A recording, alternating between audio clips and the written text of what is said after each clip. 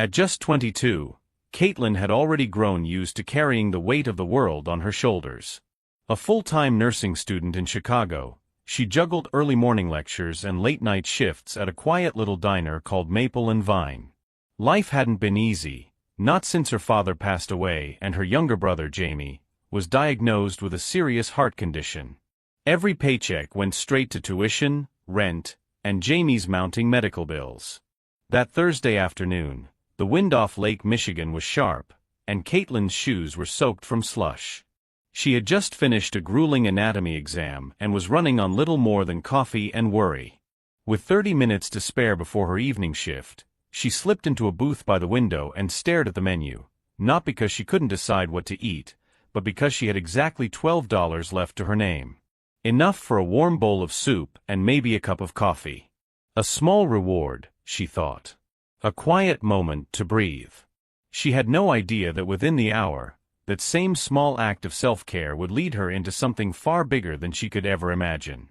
Just as Caitlin was about to call over a waitress, the door to Maple and Vine swung open with a jingle of bells and a burst of cold air. A hush fell over the room, not the respectful kind, but the uneasy silence that follows something unexpected. An elderly man stood in the doorway, hunched against the wind, his coat threadbare and heavy with grime. His shoes were two mismatched pairs of sneakers, duct-taped around the soles. His white beard was tangled and uneven, and his eyes, those hollow, tired eyes, scanned the room like he wasn't quite sure where he was, or why. A young couple near the bar whispered and pulled their drinks closer. One of the waiters frowned and stepped behind the counter, discreetly reaching for the phone, probably to call security. A manager peeked from the kitchen, then quickly disappeared. But Caitlin didn't move. She watched the man shuffle forward, his steps slow and uncertain, like each one took effort. He paused in the middle of the dining room, blinking at the lights, at the people, at the warmth he hadn't felt in who knows how long. There was a kind of lostness in him that tugged at something deep inside her. Not pity, but recognition. He looked hungry. Not just for food, but for dignity. For acknowledgement. For someone, anyone, to see him. And Caitlin did. Without hesitation, Caitlin slid out of her booth and walked toward the man. She approached him slowly, gently, like one might approach someone waking from a bad dream. "Would you like to sit down?" she asked, her voice soft but steady. The man blinked at her, surprised. He nodded, barely. She guided him to her booth and helped him ease into the seat, then raised her hand to get a waitress's attention. "Could we get a hot meal over here, please?"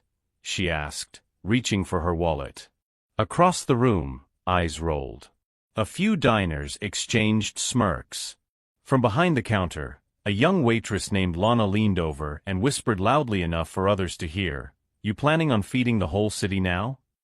Laughter followed, mean, quiet laughter. Caitlin heard it, felt the burn of it in her cheeks. But she didn't flinch. She handed over the $12 she'd been saving for herself and ordered the man a full dinner, meatloaf, mashed potatoes, and a bowl of chicken soup. Nothing fancy, but warm. Nourishing. Real. "I just think," Caitlin said calmly, turning to Lana, "if you're in a position to help someone, you should." The man hadn't said much. Just a quiet thank you under his breath. But the way he clutched the warm mug of tea the waitress brought over, like it was the first kindness he'd been shown in weeks, that said more than words ever could. And Caitlin? She simply returned to her seat, sipping tap water while he ate. The man had just finished his last bite when the kitchen doors swung open with a clang, and out stepped Ryan Mercer, the owner of Maple and Vine. At 34, Ryan was known for running a tight ship. He rarely stepped out of the kitchen during rush hours, but the murmurs and hushed laughter had drawn his attention. His eyes swept across the dining room, settling on the booth in the corner, the one where Caitlin sat beside the old man. And then, for a moment, everything stopped. The plate in Ryan's hands clattered to the floor. "Dad," he whispered. The word was so soft, so full of disbelief, that it barely carried. But it was enough. The elderly man froze, his hand still clutching the spoon. Slowly he looked up, and something flickered in his eyes. Recognition, hesitation, and then warmth. "Ryan," he murmured, his voice cracking like an old radio tuning back to life. Ryan rushed to him, knees nearly buckling as he dropped to the floor beside the booth. He reached for the man's hands, then wrapped his arms around him tightly, like he couldn't believe he was real. The room fell silent. For 3 weeks, Walter Mercer had been missing. Diagnosed with early-onset dementia, he had wandered away from his care home on a cold February morning. Ryan had filed a police report, printed missing posters, even hired a private investigator. Nothing. No leads. Until now. The man everyone had dismissed as a vagrant was his father. And the girl who had fed him? The only person who had truly seen him? She had brought him home. After the initial shock had settled and Walter was safely resting in a quiet corner with a blanket draped over his shoulders, Ryan turned to Caitlin. His face was still pale, his hands trembling slightly, not from fear, but from overwhelming emotion. He asked her gently, almost hesitantly, if she would join him in his office for a moment. Caitlin followed him, unsure of what to expect. The small office behind the kitchen was warm, cluttered with invoices and old family photos. One of them, faded and slightly bent, was of Ryan and his father fishing on a lake years ago. Her eyes lingered on it as she sat down. "Can I ask you something?" Ryan began, his voice soft. "Why did you help him? You didn't know who he was." Caitlin hesitated, then nodded. "I didn't need to know. I just saw someone who needed kindness." Something in her tone, matter-of-fact yet sincere, struck a chord deep within Ryan. He asked about her life, and for the first time that day, Caitlin opened up. She spoke of her late father, her mother working double shifts, her little brother Jamie and his weak heart, her nursing school classes, the never-ending bills. She spoke quietly, not seeking pity, just answering the question. Ryan listened without interrupting. His eyes welled with tears. "You remind me of my mom," he said finally. "She was all heart, too." He stood, opened the desk drawer, and pulled out an envelope. Inside was $1,500 in crisp bills. He handed it to her, closing her hand around it before she could protest. "I know this doesn't fix everything," he said. "But you changed my life today.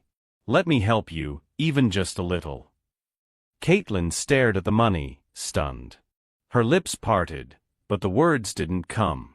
Only tears. "And one more thing," Ryan added, clearing his throat. "I'd like to offer you a job, something more meaningful.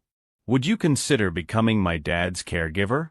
You'd be paid well, and we'd work around your school schedule." In that moment, Caitlin's world began to shift. Not because of the money or the offer, but because someone had seen her, too. Caitlin accepted the offer without hesitation. It wasn't just the better pay or flexible hours. It was the feeling that, for once, she could give something back in a way that truly mattered.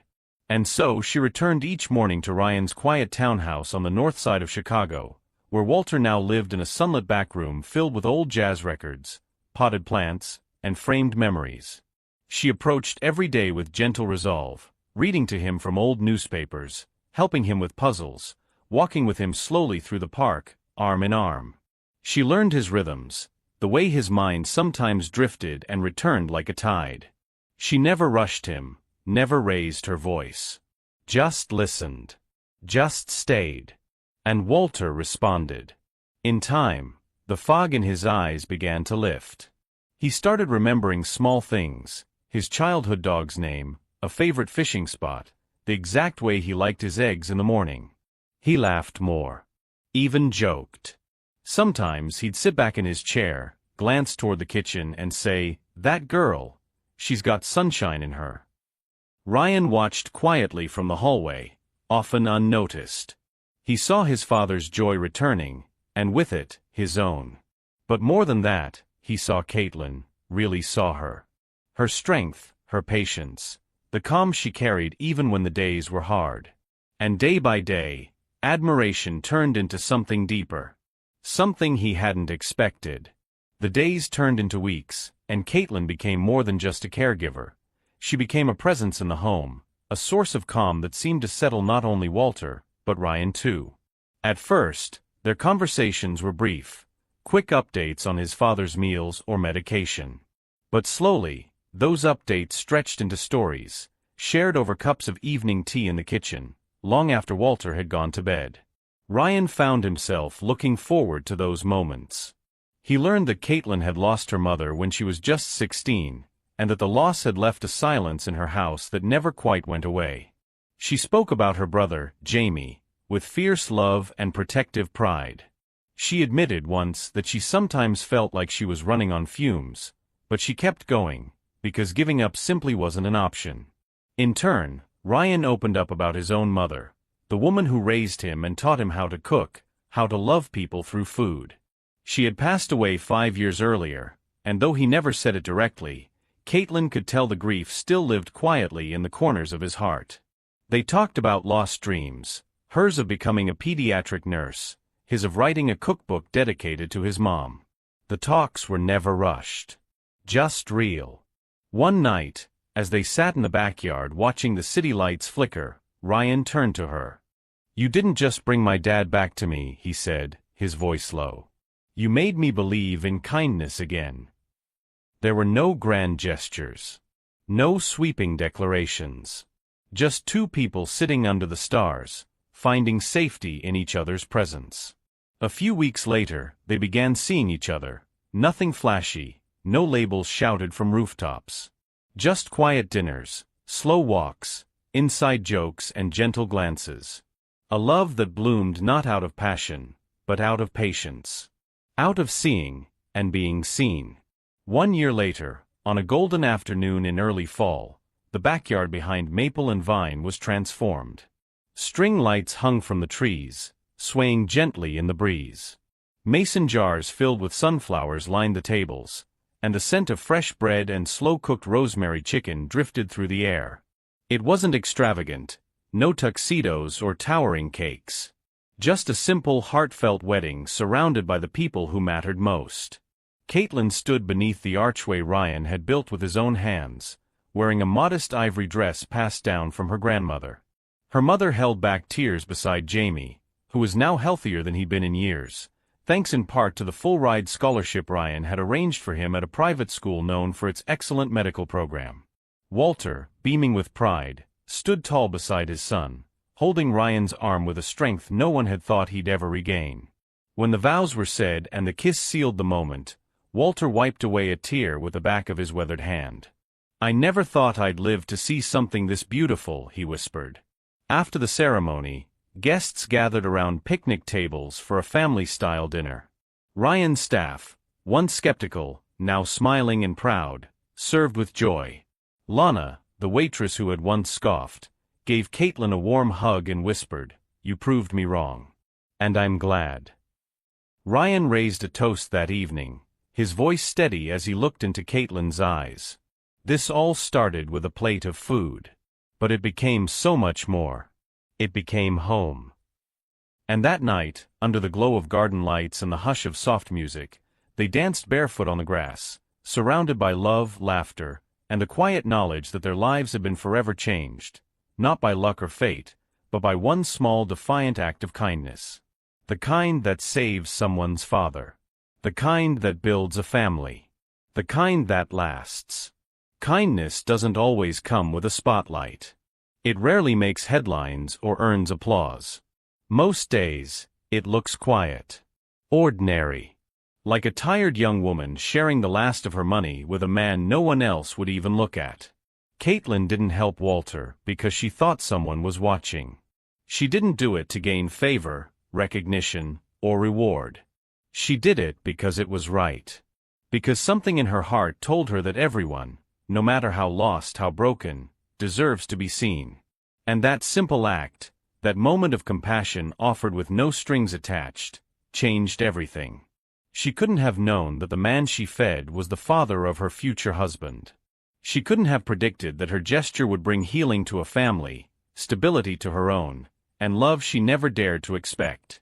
But that's the quiet miracle of kindness. It ripples outward, reaching places we can't see. This story isn't just about Caitlin, or Walter, or even Ryan. It's about all of us. About the choices we make in the small moments when no one is watching. Because it's in those moments that character is revealed, and lives are rewritten. Kindness doesn't ask for reasons. It doesn't wait for permission. And sometimes when we give it freely, it finds its way back to us in the most beautiful, unexpected ways. Would you have done what Caitlin did? Would you have paused, looked beyond the worn clothes and tired eyes, and seen the human being beneath? Sometimes it takes only one quiet decision, one act of compassion, to change the entire course of a life. And sometimes, when we give without expecting anything in return, the universe answers in ways we never imagined. Maybe you've had a moment like that. Maybe you were the one who helped, or the one who was helped. Either way, we'd love to hear your story. What would you do if kindness knocked on your door and asked for nothing but a seat at your table? Let us know in the comments below.